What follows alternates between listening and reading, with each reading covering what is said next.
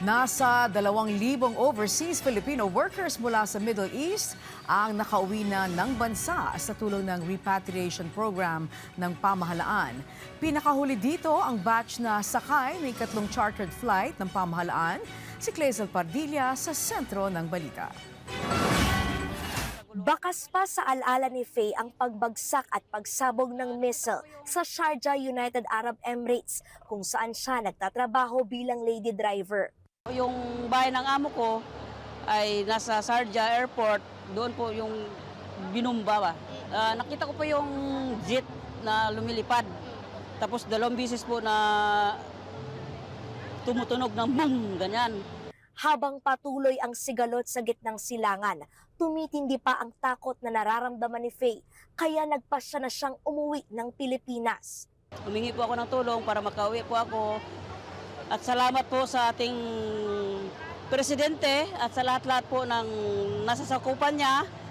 At kami po ay payapa at ako po ay payapang nakauwi. Isa lamang si Faye sa higit 300 Pilipino mula United Arab Emirates na nakabalik na ng Pilipinas sa gulo sa gitnang silangan. Sakay sila ng ikatlong chartered flight na inarkila ng pamahalaan. Ayon sa Department of Migrant Workers, nasa 2,000 OFW at miyembro ng kanilang pamilya ang nakauwi na ng bansa sa tulong ng repatriation program ng gobyerno. May 800 hanggang 1,000 pang humiling na masundo. But the requests keep coming in and our migrant workers offices will always be available. Basta't ang mahalaga dito yung repatriation ready na tinatawag, kasi meron tayong na-encuentro na may mga kaso, may mga immigration issues and concerns. We help them of course, pero ang point lang doon, hindi sila agad makakalipad. May maaantayin pa until ma-clear sila. Sabi ng DMW, hamon pa rin ang banta sa seguridad dahil sa nagpapatuloy na tensyon. Pero ginagawa ng pamahalaan ang lahat para mapauwi ng ligtas ang mga nais ng bumalik ng Pilipinas.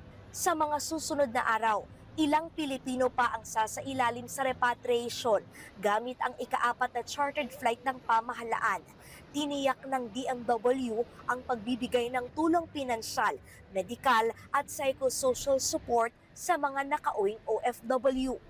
Meron po kaming matatanggap and hopefully sana po kasi need po talaga namin. Clazel Pardilla para sa Pambansang TV sa Bagong Pilipinas.